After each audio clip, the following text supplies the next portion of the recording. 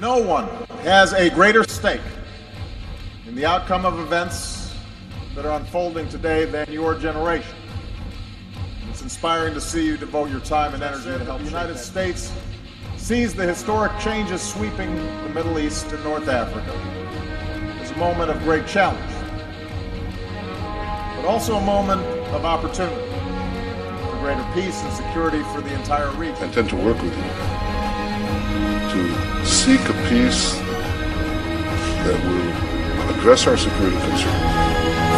Incredible new video just into our newsroom of a massive twister hitting central Oklahoma. Rick has been watching.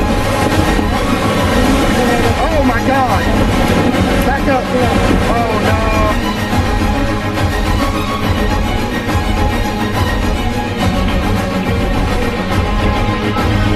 Hey!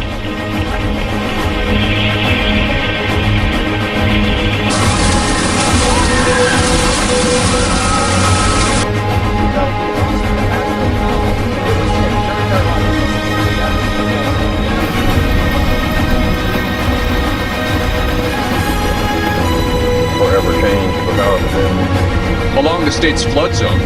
Here, he and his crew were on the ground in central Oklahoma. He is also a severe storms researcher. Tim, welcome.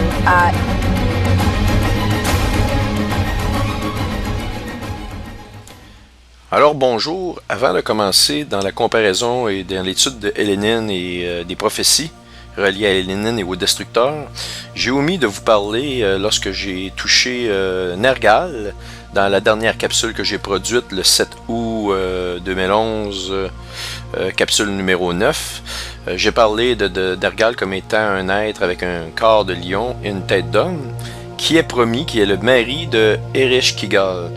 Et ce qui est assez intéressant dans Ereshkigal, c'est que c'est une déesse. Ok, on va vous montrer une photo réelle de cette déesse. C'est ici.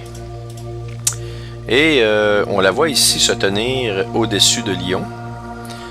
Et quand on regarde cette déesse-là ici, elle tient dans sa main gauche le signe du taureau.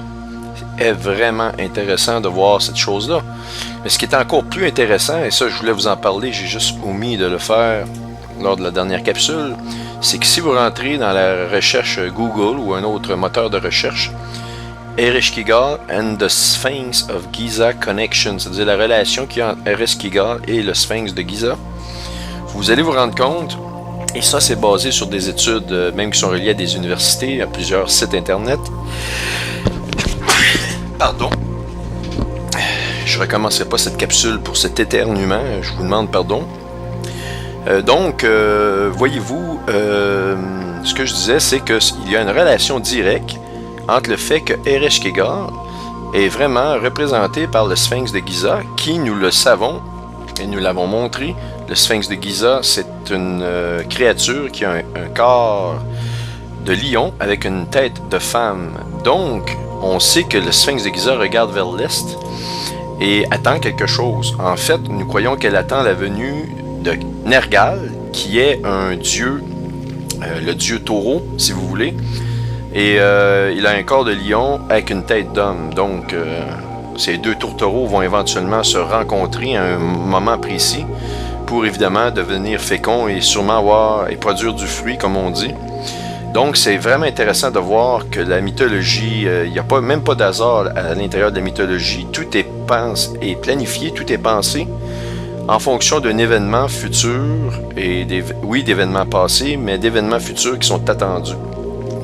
Alors, nous croyons que, évidemment, comme nous vous l'avons montré, le Sphinx nous montre dans le ciel l'orbite de Planète X. Et nous voyons que, donc, le Sphinx qui est relié à Ereshkigal, qui, elle, tient le signe du taureau dans la main comme étant vraiment le signe important dans son cœur.